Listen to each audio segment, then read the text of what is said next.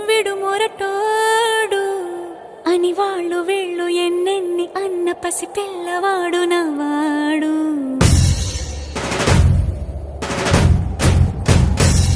విడుముండోడు అని ఊరు వాడ అనుకున్న గాని మహారాజు నాకు నవ్వాడు.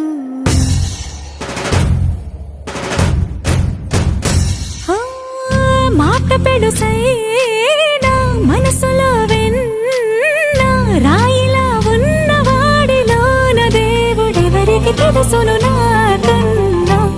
సూసేకి అగ్గిరవ్వ మాదిరే ఉంటాడు.